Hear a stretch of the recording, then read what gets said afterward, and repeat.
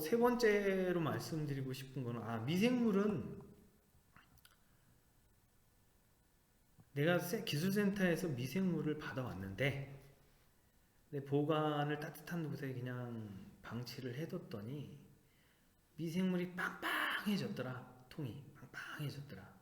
이걸 써야 하냐 안 써야 하냐.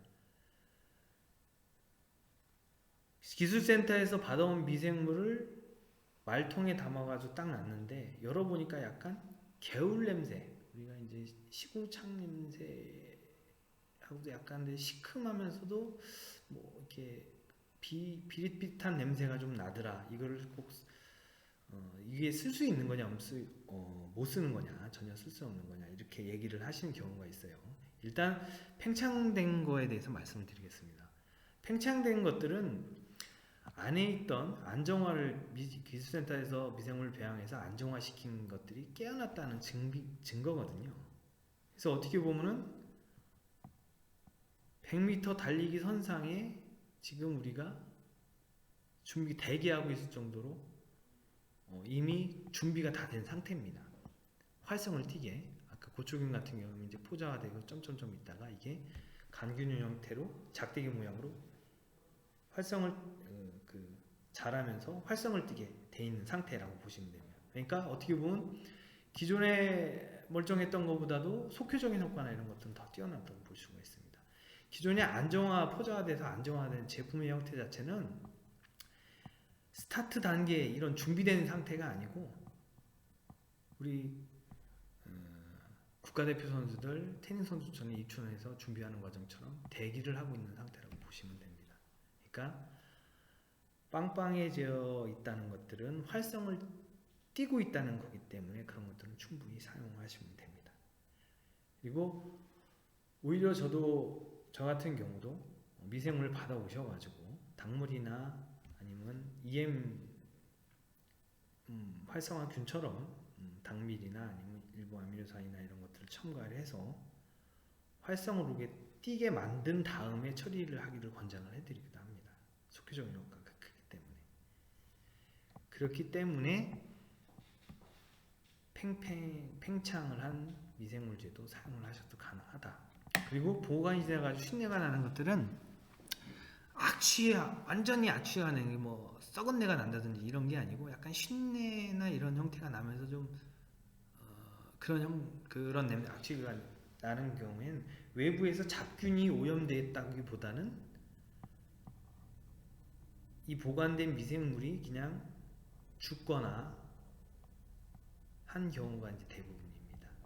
근데 이제 제가 쭉 실험을 하다 보니까 미생물이 자라고 있는 이외의 부분이 뭐라고 볼 수 있냐면 대사물이 생성된 부분인데, 이 대사물이 생성된 부분을 잘라도 어떤 병을 예방한다거나 분해능을 갖는다는 기능 자체가 아예 없지가 않습니다. 그렇기 때문에 일정 보관 기간이 조금 지난 미생물 배양액도 사용을 하셔도 무난하다고 이렇게 보실 수가 있습니다.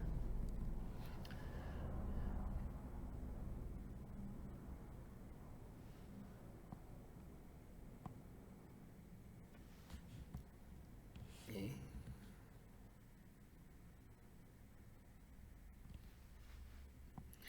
이것도 미생물의 또 다른 오해 자체예요. 미생물은 만병통치약이기 때문에 무조건 고밀도로 많이 집어넣으면 좋다고 생각을 하세요. 근데 미생물을 기르기 위해 아까 잠깐 말씀드린 것처럼 얘도 비료, 우리가 말하는 영양분을 계속적으로 공급을 해주기도 하고요. 그렇기 때문에 미생물 배양액 자체도 어떻게 보면 농축된 비료라고 보실 수가 있습니다. 그래서 너무 고농축 비료를 줬을 때 어떤 피해를 보시냐면, 옛날에 아버님들이 옆집 가가지고 어떤 잘 자라고 있는 육묘를 보시고 우리 나보다 좀 잘 키우는 것 같다, 나도 좀 잘 키워야 된다 해서 욕심에 유한이나 이런 것들 아니면 요소 비료를 모종에다가 잔뜩 뿌려주시는 경우가 있어요. 이럴 경우에는 역삼투가 걸리기 때문에 작물이 식물체가 쩔어가지고 이렇게 삶아지는 형태를 취하거나 이런 피해를 보기도 합니다. 미생물 비료도 마찬가지입니다. 50배나 그 이하 배수로 배양액을 주신다 그러면요, 이런 과잉 비료 피해가 나실 수가 있습니다. 그래서 적어도 100배 이상의 관주 처리를 하시는 것들이 좀 마땅하다고 보여지고요. 어떤 농가에서는 고온기 때 그 토마토 포장에서는 이제 자체적으로 미생물을 센터에서 받아온 미생물을 액비 형태에다 계속 추가하면서 계속 발효를 시켜가지고 이거를 그냥 물 줄 때마다 주기적으로 주시던 분이 있어요. 고농도로다가.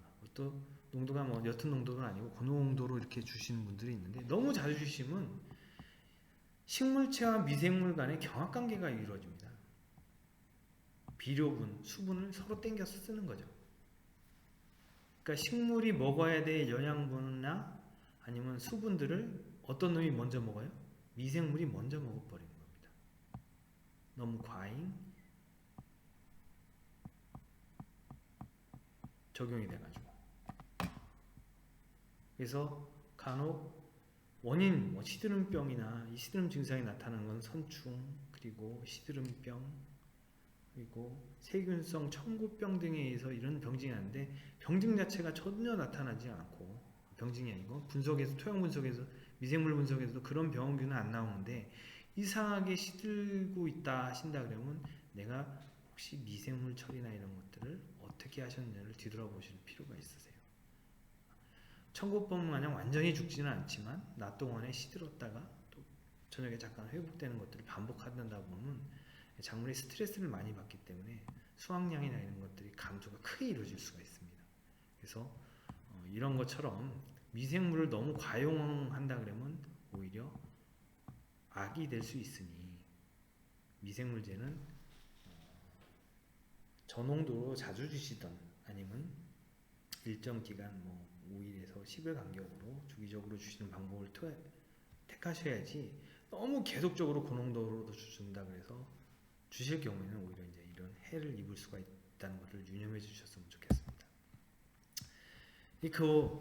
이런 목적에서 내가 어떤 미생물은 다 병에도 방지한데 비료로서 역할도 한데, 그러니까 액비를 만들어서 그냥 꾸준히 막 넣어주시잖아요.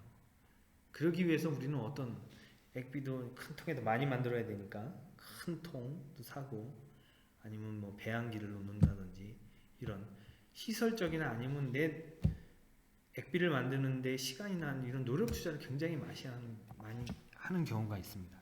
근데 오히려 그렇게 하시는 것보다는 간단하면서도 손쉽게 적정량, 필요한 양만 배양을 하셔가지고 특별한 장치 없이 미생물을 배양하는 방법들이 있으니까 그런 것들을 드리고 싶고요.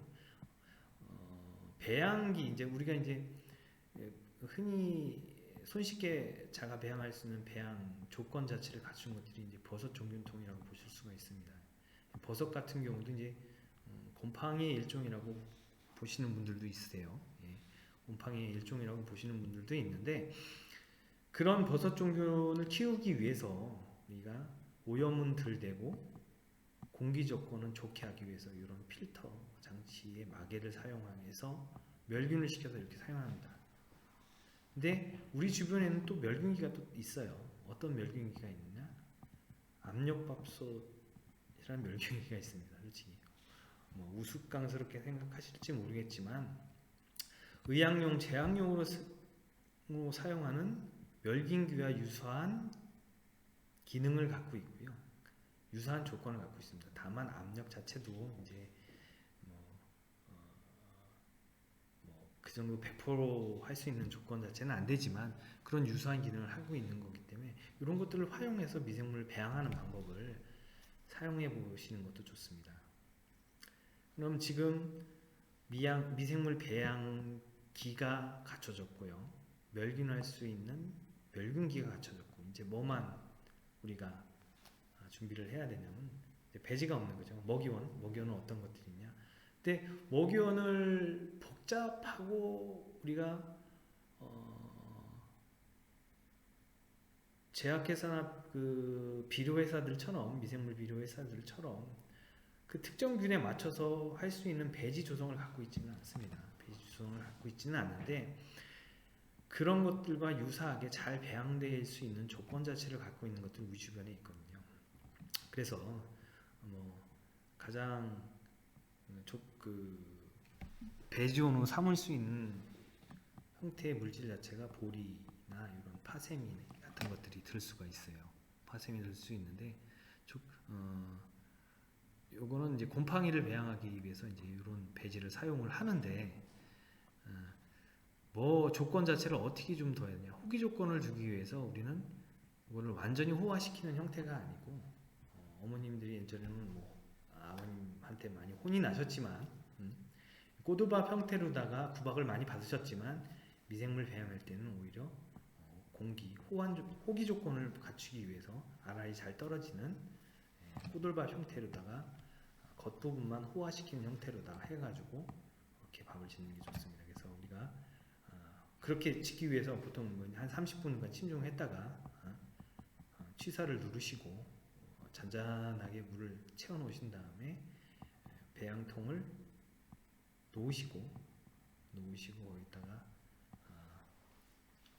멸균을 진행한다 해서 이제 꼬두밥을 만든 다음에 서로 간에 이제 이 원료자들 곡물들 같은 게 이제 너무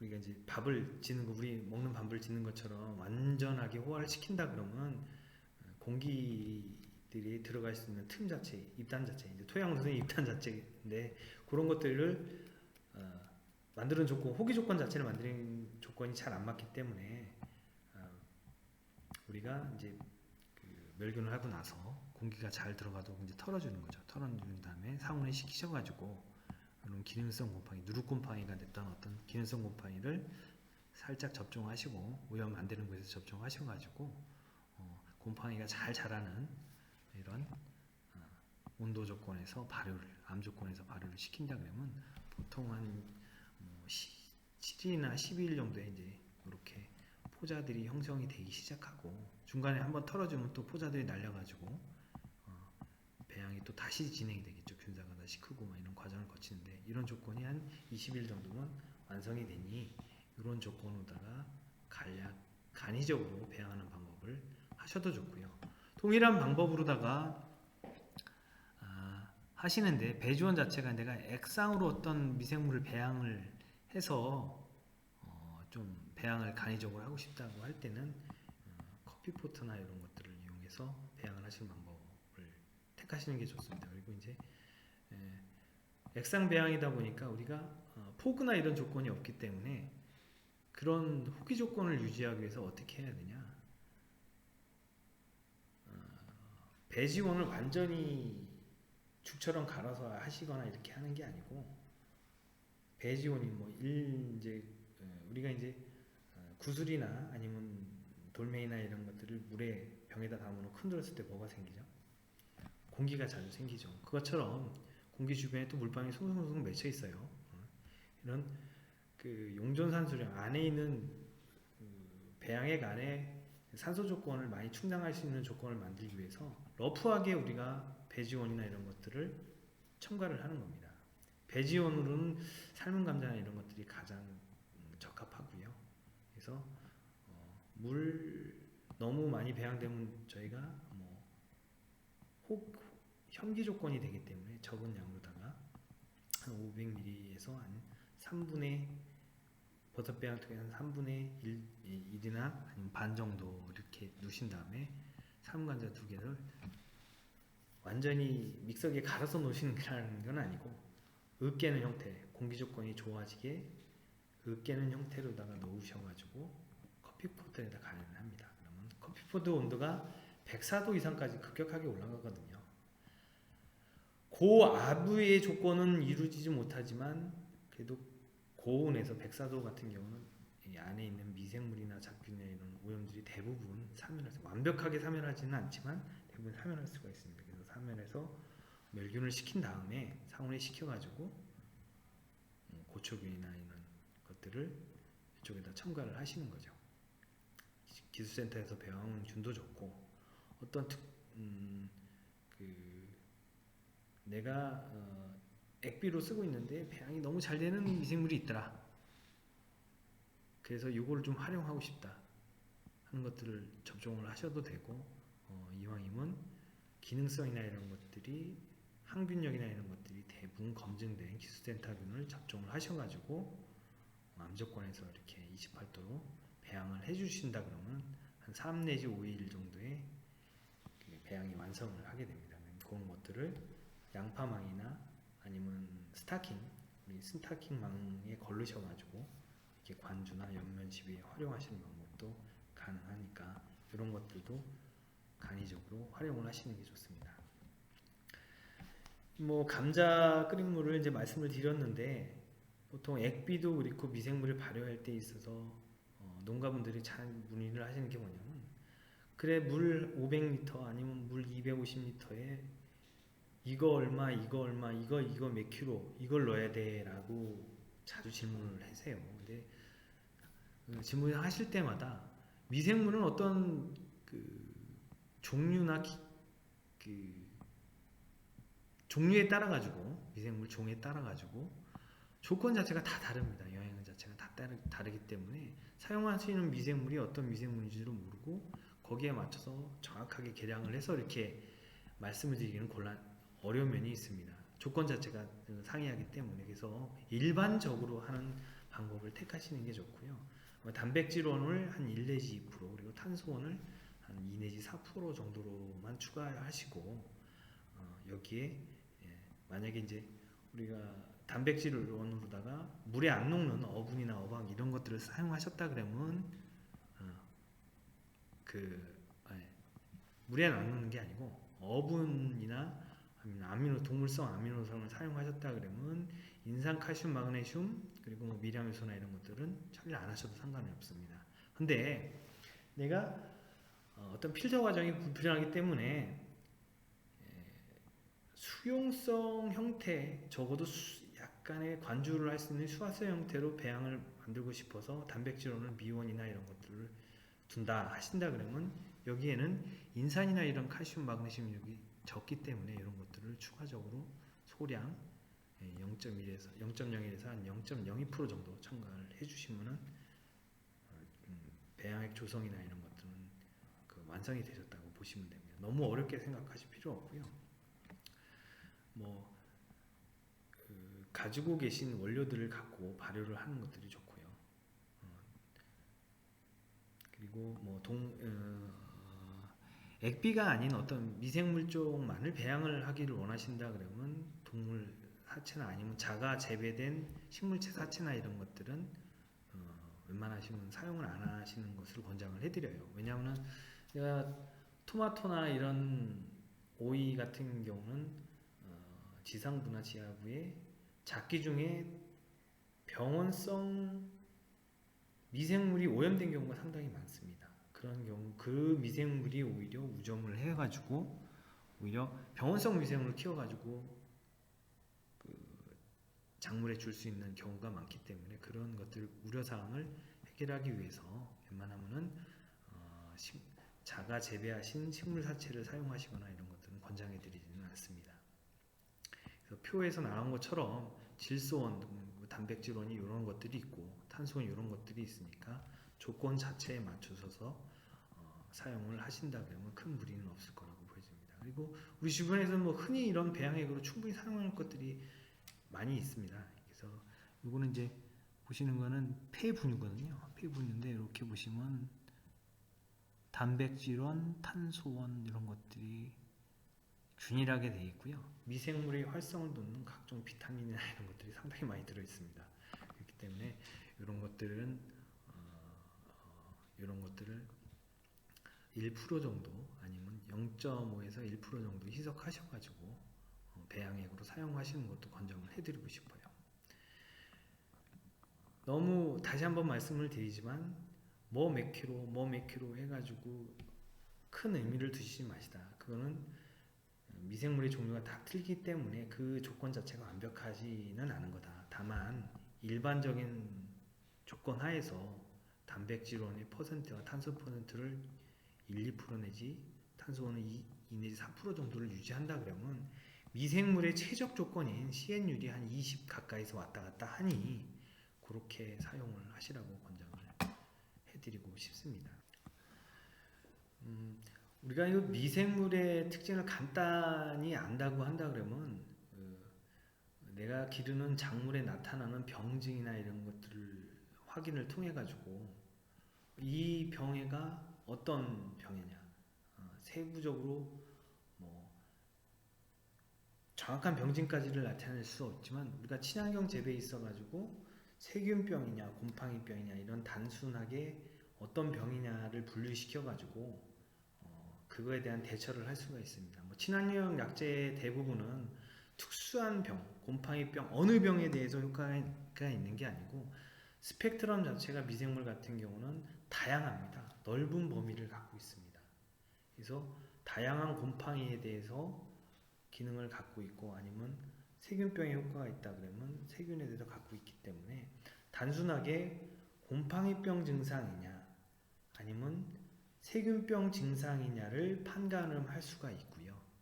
그리고 농약사나 이런 데 가시더라도 내 병 증상이 이런 것이 있으니 어떤 약재 곰팡이병 약이나 어떤 세균병 약이나 이런 것들을 분리해서 좀 주라라고 효율적으로 접근을 하실 수가 있습니다.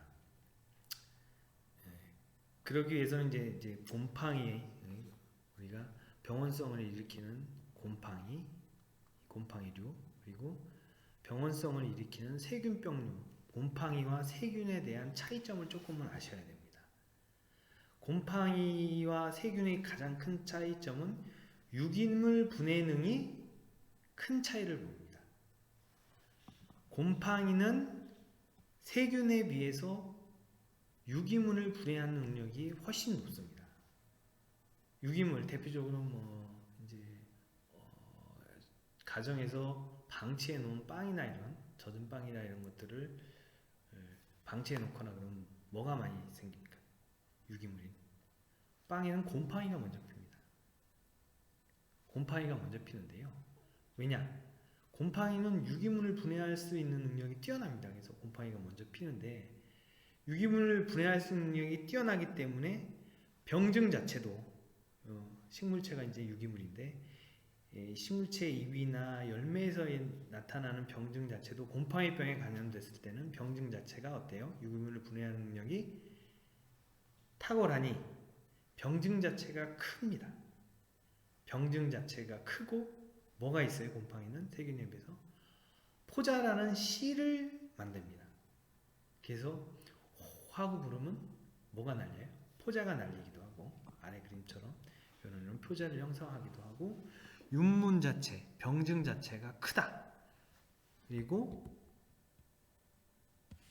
사진으로 보시면요. 여기 대표적으로 탄저병, 잿빛곰팡이, 줄기엽병 이것도 잿빛곰팡이고요. 이거는 탄저병, 사과 탄저병이 있는데 이런 것들을 쭉 보시면 어떠세요? 윤문이 되게 큽니다. 그리고 병증이 균일하지는 솔직히 않아요. 병증이 크게 균일하지는 않으면서도 어떤 병반 자체가 크게 나타납니다. 왜냐? 식물체 유기물을 빨리 분해를 하기 때문에 병증 자체가 큽니다. 그와 반대로 세균병들은 어떠냐?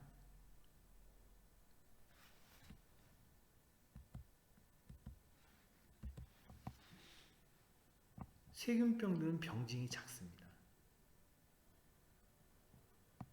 병증이 작고 또한 뭐가 유기물을 분해하는 능력이 떨어지니까 악취가 많이 생깁니다. 유기물을 분해하는 우리가 부숙탭이 유기물을 잘 분해하면 어떻다 그랬죠? 악취나 이런 것들이 전혀 없이 그런 탭을 사용하라고 하지 않습니까?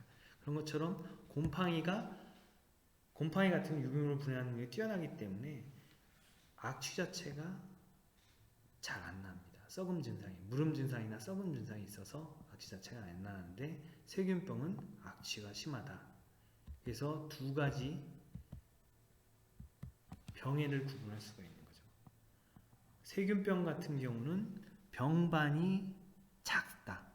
유기물 분해 능력이 떨어지기 때문에 병반이 작고 점점이 생기는 경들이 많아요. 그래서 고추 세균성 구멍병이나 세균성 전문이병이죠. 복숭아 같은 경우 이제 세균성 구멍병. 그리고 무름 증상이 나타나는데 이렇게 물로 썩어 문드러지는데 세균병은 냄새 자체가 아주 심한 악취가 발생이 됩니다. 뿌리가 썩 뽑았을 때. 근데 곰팡이에 의한 무름 증상은 악취 자체가 안 나고 윤문 자체가 크다 라고 해서 우리가 손쉽게 구별을 할 수 있습니다.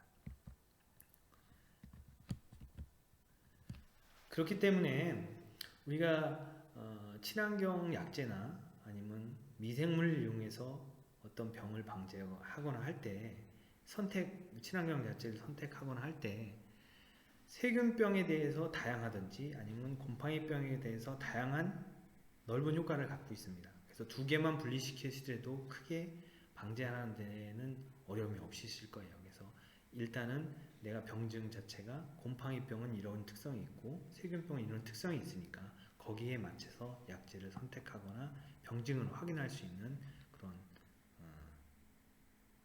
것을 말씀드릴 수가 있고요.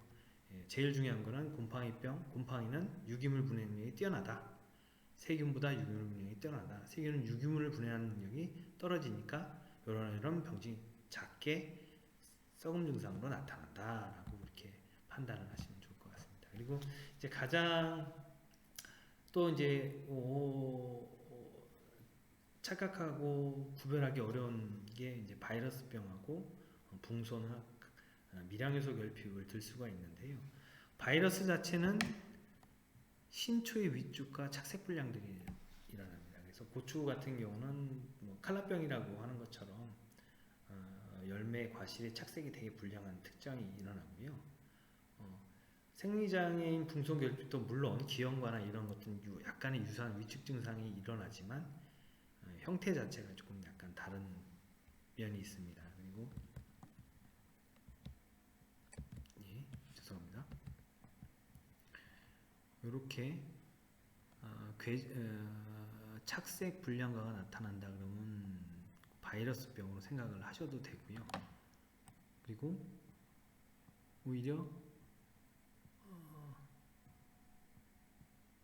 석과나 아니면 입이 열매가 좀 단단해지거나 아니면 축소되거나 입이 축소되는 경우 어떻게 보면 증상이 비슷할 수가 있는데 구별 자체가 조금 차이를 보인다고 보실 수가 있습니다. 이거 두 가지 구별은 보통 붕소나 칼슘이나 이런 것들은 이동성이 떨어지기 때문에 똑같이 신엽에 나오더라도 신엽 끝부분이나 아니면 인맥 부분에서부터 형성이 되는 경우가 많습니다. 붕소 같은 경우는. 그래서 이런 증상이 나타나는데 바이러스는 전반적으로 이런 증상이 나타나고요.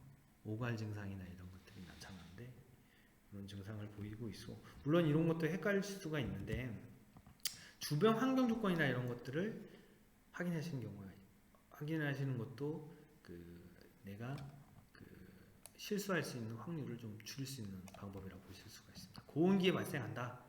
고온기에 발생하면 대부분은 바이러스병의 형태가 없습니다. 그리고 주변에 바이러스병 같은 경우는 종자감염이나 아니면 이런 것도 있지만 매개충에 의해 가지고 총체벌레나 아니 진딧물에 의한 매개충에 의한 감염 확률이 되게 높습니다. 그래서 그런 주변에 매개충의 유무를 갖고서 판단할 수가 있는데 그런 진딧물이나 총체벌레가 있다. 시큰피해나 이런 것들이 있다고 하시면은 바이러스에 가깝고요. 온도가 고온이다 한다 그러면 오히려 바이러스에 가깝다고 보시면 됩니다. 붕소결핍은 온도가 오히려 높을수록 붕소는 용해도가 상당히 높아지기 때문에 결핍 증상이 덜 나오는 경향이 있기 때문에 그런 걸로 판단을 하셔가지고 두 가지를 구별하시는 방법을 사용하시면 됩니다. 다음으로는 비배 관리에 있어가지고 오해하기 쉬운 영양 관리나 이런 쪽 분야에 대해서 말씀을 드리고요. 비료 원소들 간의 특징이나 이런 것들을 간략하게 설명드림으로 해가지고 효율적으로 어떤 비율을 사용하시는데 도움이 되고자 설명을 드리도록 하겠습니다. 많이 헷갈려 하시는 분들이 이제 비료 원소 간의 생리적 작용에 대해서 이제 궁금하신 경우가 있으세요. 이게 기량인지 아니면 뭐 서로 간의 상승인지 이런 것들을 문의하시는 경우가 많으신데 뭐 대표적으로 뭐 인터넷이나 이런 데를 검색해 보시면 우측 상단에 있는 요 그림을 아마 많이 보셨을 거예요. 요 그림은 너무 복잡하더라고요. 근데 이 복잡한 것들을 좀 단순하게 설명을 드리면 어떨까 해서 좀 말씀을 드리고요. 각각의 토양에 필요한 원소들은, 대표적인 원소들은 흡수 형태가 질소 같은 경우는 질산태질소, 아모늄태질소, 그리고 인산 같은 경우는 이런 형태, 인산염이나 이런 형태로다가 흡수되어지고 있습니다. 그러면 쭉 흡수되고 있는데, 제가 빨간 걸로 표시된 것 같은 경우는 음이온 형태의 성질을 띠는 거고요. 그리고 기존에 초록색으로 나타낸 것들은 양이온 형태의 이온화를 갖습니다. 그럼 뭘 주의를 하셔야 되냐? 각각의 색깔별로다 질산태질소 일리에다가 아니면 질산태질소와 황산 이런 형태 황 같은 경우는 질소 황 같은 경우는 서로 간의 그 극성 특성이 같다고 보시면 돼요. 음이온 같은 경우는 서로 반발을 일으키고 양이온 음이온 같은 경우는 서로 상승 관계를 갖는다고 보시면 됩니다. 그러니까 일례로 보시면 그냥 자석 생각을 하시면 됩니다. N극 X극이 서로 S극끼리는 같은 극성끼리는 서로 밀어내고 반발하고 어느 한쪽이 흡수되면 어느 한쪽이 흡수가 안 되고, 근데 S극 다른 극성끼리는 같이 결합을 잘해서 결합 형태라고 말씀드리면 안 되겠지만 같이 상승적으로 끌어당겨서 흡수가 촉진된다 이렇게 이해를 하시면 좋을 것 같습니다. 그렇기 때문에 보통 우리가 속효적 효과를 내는 질산태이온과 질산태질소와 칼슘 이온의 경우 칼슘 이온 등과 같은 다양한 양이온 등과 질산태질소 같은 경우는 상승 효과를 갖는다고 보시면 됩니다. 그러니까 동일한 성질들은 반발력을 가져가지고 흡수를 서로 기량 관계를 갖고요. 이성 그리고 즉 이렇게 양이온이나 양이온과 음이온 같은 경우는 동시에 흡수를 상승시킨다 이렇게 보시면 됩니다. 근데 반드시 이 이론 자체가 맞는 것은 아니고요. 고려해야 할 사항들이 있습니다. 이제 이성끼리 결합력이 너무 좋은 경우가 있습니다. 우리가 인산하고 칼슘 같은 경우는 이온끼리 결합력이 워낙 좋기 때문에 인산 칼슘의 형태로 착염을 형성하는 경우가 있습니다.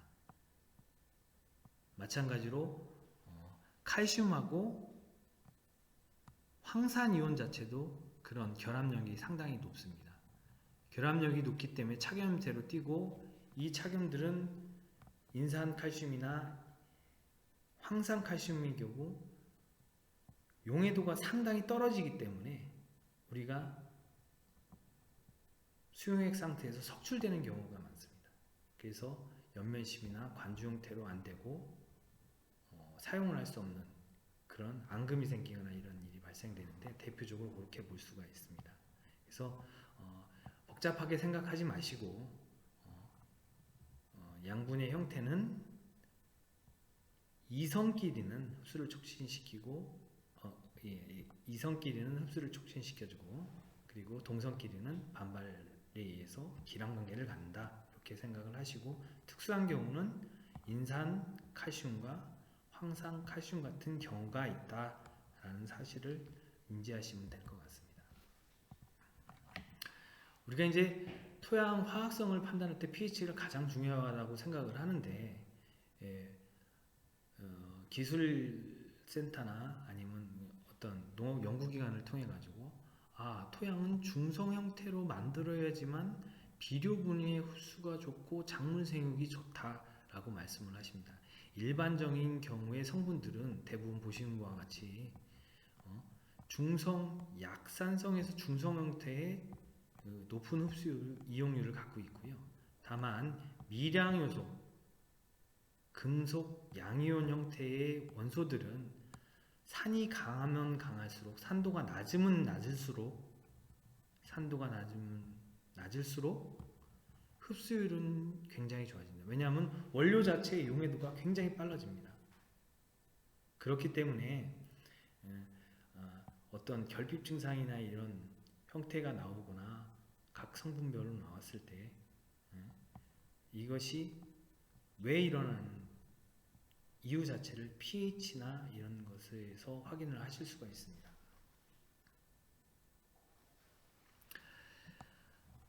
보통 일각에서는 이제 인산 그리고 이제 인산 같은 경우는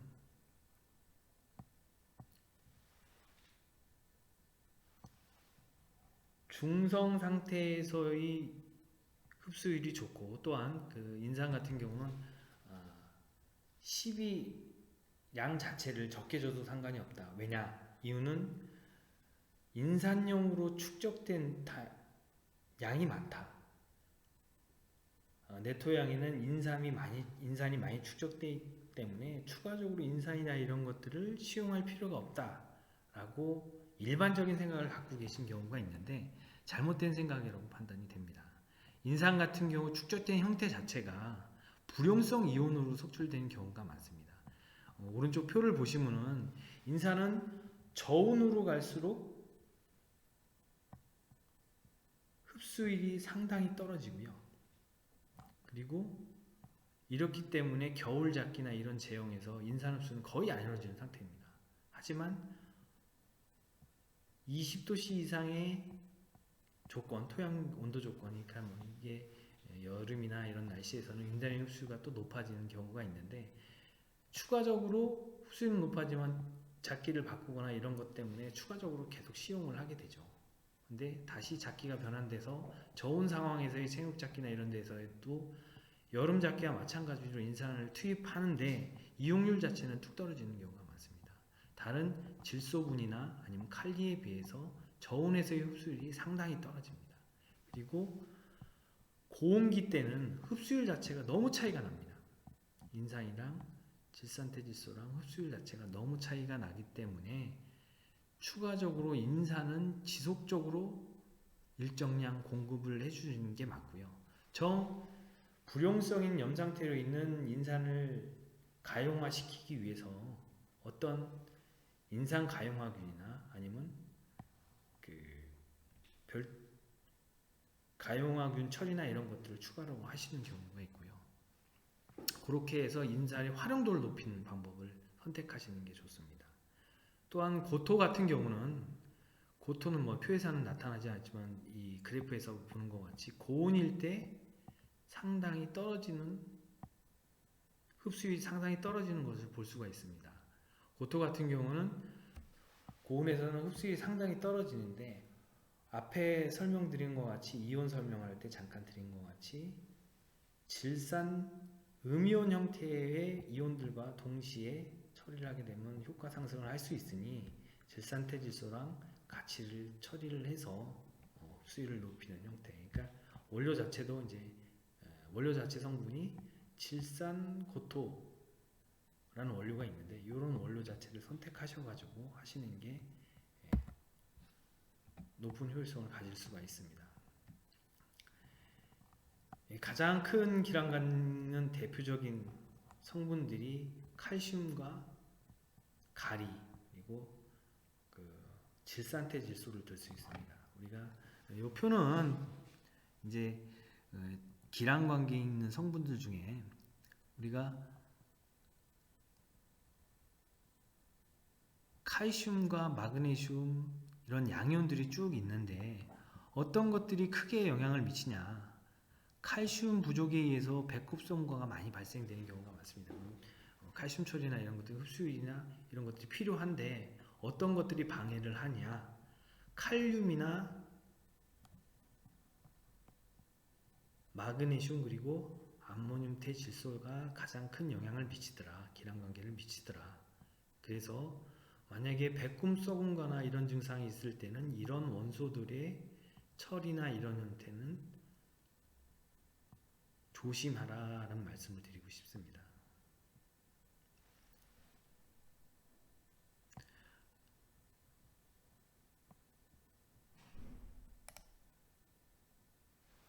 그래서 이제 보통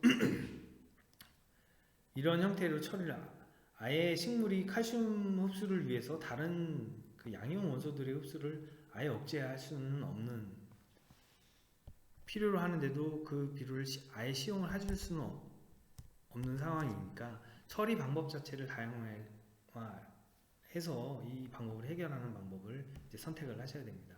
더욱이 이제 칼슘이온 자체는 원소 자체가 이동성이 떨어진다고 상당히 알려져 있습니다. 그래서 결핍 증상 자체도 열매나 아니면 끝부분에서 나고 하기 때문에 이런 것들은 이런 결핍 증상이 났을 때는 관주보다는 옆면 시비 형태로 그런 증상이 나타나는 부분에 좀 더 가깝고 근접하게 살포를 하시는 게 좋기 때문에 칼슘이온 같은 경우는 배꼽성분과가 나왔을 때 그렇게 처리를 하시고, 부족한 가리, 질소, 마그네슘 같은 성분들은 관주 형태로다가 서로 기량이 되지 않게 적용을 하시는 방법으로 다 해결하실 수가 있습니다. 식물의 비료 흡수는 보면 잘 되는 원소와 잘 안 되는 원소로 구별되어 있는데요. 잘 되는 원소에는 질소, 가리, 고토 등이 있습니다. 그리고 잘 안 되는 원소에는 대표적으로 이제 석회와 미량 요소들이 볼 수 있습니다. 그래서 이걸 통해 가지고 결핍 증상이나 이런 것들이 나타나는 부위 자체를 알 수가 있습니다. 이동성이 떨어지는 원소들 같은 경우는 이동성이 토양으로부터 이동성이 떨어지기 때문에, 흡수 이동성이 떨어지기 때문에 대부분 발생 형태가 신초나 아니면 상위엽 쪽에서 발생이 되는 경우가 많습니다. 그리고 이동성이 좀 탁월하고 대량 원소들 같은 경우는 하엽의 결핍 증상이나 이런 것들이 나타날 수 있으니까 내 포장에서의 내 식물체나 이런 것들이 발병 결핍 증상의 유무를 부분별로다가 보시고서 부족한 성분들이나 이런 것들을 추가해서 이렇게 원소들의 그 기능과 결핍 증상을 알아보면 질소는 주로 이가줄기에 분포를 하고 있고, 그리고 생리적인 기능으로 광합성 기능을 총괄하는 역할을 담당하고 있습니다. 그래서 생리장애 결핍 증상이 발생하는 부위는 엽에 주로 발생을 하고요. 이동성이 좋기 때문에 상위엽보다는 하위엽의 발생이 많습니다. 그리고 강합성장 역할을 하는데 이것들이 제 역할을 못하기 때문에 관여를 하는 엽록소가 없어지고 그런 색소들이 떨어지기 때문에 황화 현상이 하엽에서 일어나는 경우가 많습니다. 인상 같은 경우는 주로 분열세포 조직에서 발생하는데요. 부위별로는 뿌리와 그리고 열매, 꽃 등에서 주로 존재를 합니다. 그리고 기능적으로는 개화, 결실, 발화, 세근 형성 등의 역할을 담당을 하고 있는데요. 그래서 발화나 아니면 뿌리 밝은 세근 형성되기 때문에 결핍 장애 자체의 위치는 뿌리 생육이 약화되는 증상을 나타내기도 합니다. 하지만 사실상 우리가 뿌리 부분은 우리가 캐보지 않는 이상은 어떤 확인이나 이런 것들이 어려운데요. 뿌리가 약한 경우에 하위엽 자체의 엽색이 자색을 띠는 경우가 많습니다. 그래서 하위엽 자체의 엽이 자색을 띈다 그러면 인상 결핍을 의심해 보실 수 있습니다. 그리고 가리 같은 경우는 주로 분포는 잎과 뿌리 선단부 등에서 이제 위치를 하고 있고, 주로 수분 흡수나 이동 조절에 관련된 역할을 많이 담당을 하고 있습니다. 그래서 생리장애, 결핍장애 증상들이 대부분 입에서 발생하는데, 이것도 마찬가지로 이동률이 좋은 성분이기 때문에 상위엽보다는 하위엽의 발생이 많습니다. 그리고 수분 흡수나 이런 것들에 관련이 되기 때문에 엽이 가장자리가 건조하고 관련되는 현상이 나타나기도 하고요. 수분 흡수 때문에 이제 각종 열과나 이런 장마기 이후에 갑자기 갑작스러운 건조 이후에 뭐 장마가 있다든지 아니면 장마 이후에 갑작스러운 햇빛이 강하게 내리친다든지 이런 증상이 나타났을 때 이제 열과가 발생하게 되는데 이런 열과의 주 원인이 되기도 합니다. 칼슘은 주로 입에 분포하지만 그 이동성이 잘 안 되는 성분 중에 하나입니다. 그리고 생리적으로는 세포막이나 이런 것들의 형성에 관여를 하기 때문에 조직의 경고성이나 이런 것들을 강화하는 역할을 많이 합니다. 그래서 입에 주로 분포를 하기 때문에 입에 나타나긴 하는데 이동성이 떨어지는 성분이기 때문에 성엽보다는 하위의 성엽보다는 신초 끝부분이나 이런 신엽의 발생이 많은 상태입니다. 그리고 세포벽을 구성해서 단단하게 하는 역할을 하고 있는데 그런 역할이 붕괴되기 때문에 과실에서 무름 증상이나 마름 증상들이 나타난다고 보시면 됩니다. 그래서 대표적으로 백보급 썩은거나 고두병 이런 것들이 증상들이 칼슘 결핍의 증상이라고 볼 수 있습니다. 마그네슘 같은 경우는 엽록소를 형성하는 기능을 엽록소의 구성 성분이고요. 그러니까 즉 광합성에 관련된 기능적 역할을 많이 하고 있습니다. 그래서 발생 부위가 엽에서 주로 나타나고요. 위치 자체는 신엽보다는 하위엽의 발생이 많은 편입니다. 증상 자체는 연맥을 남기고 황화되는 현상을 나타내는데 이런 현상이 나타났을 때는 그 마그네슘 결핍 증상이라고 생각을 하시면 됩니다. 쭉 보시면 광합성과 관련된 기능을 하는 성분들이 결핍 증상이 나타났을 때 황화 증상이 나타나는 걸 볼 수 있고요. 이동성에 따라 가지고 이게 신엽이냐 하엽이냐를 알 수가 있습니다. 그리고 황 같은 경우는 결핍 형태가 질소랑 비슷한 형태를 취하고 있고요.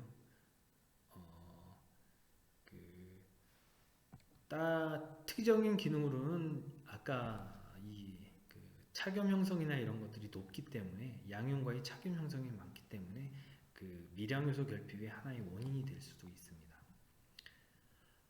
철은 이동성이 떨어지게 철을 비롯한 이제 쭉 뒤에 미량요소들은 대부분 이동성이 좋지 않은 특징을 갖고 있습니다. 그렇기 때문에 위치 자체가 신엽 위주로다가 결핍 증상이 나타나고 있고요. 주로 엽록소의 광합성 작용에 관련이 되기 때문에 백화나 이런 담록화 이런 증상들이 나타나는 경우를 보실 수가 있습니다. 사진을 보시면요. 아까 인산이 결핍 증상이고 이제 질소의 결핍 증상 그리고 칼륨의 결핍 증상인데 인산은 아까 주요 결핍 증상 중에 하나가 인산이 결핍되면 뿌리가 약해지고 뿌리가 약해지면 하엽이 자색인 경향을 많이 띈다. 이렇게 말씀을 드렸는데요. 보시는 것과 같이 하엽에서 자색의 증상을 나타내고 있습니다. 특히 이런 증상은 저온기 때 발생이 많은데요. 딸기나 토마토의 저온기 때 발생이 많은데 인산은 저온일수록 흡수율이나 이런 이온 형태가 급격히 떨어지는 경향이 있으니까 저온기 재배 작물에 대해서는 신경을 많이 쓰시는 게 좋습니다. 질소는 마찬가지로 엽록소 관련되어 광합성 작용에 관련이 되기 때문에 결핍 증상이 나타날 때는 잎 전체가 이렇게 황화되는 현상을 보실 수가 있습니다. 칼륨 마찬가지로 발생 형태는 이동성이 좀 좋은 원소 중에 하나이기 때문에 신엽보다는 하위엽에서 가쪽이 타는 이런 증상을 보실 수가 있습니다.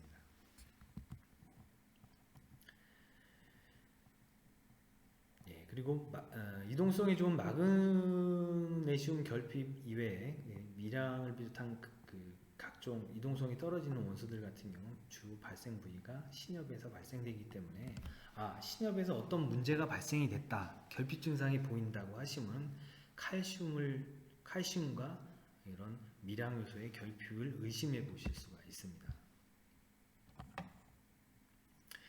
망간은 그 이동성이 아예 나쁘지 않기 때문에 중상인역까지도 이게 증상이 나타날 수가 있고요.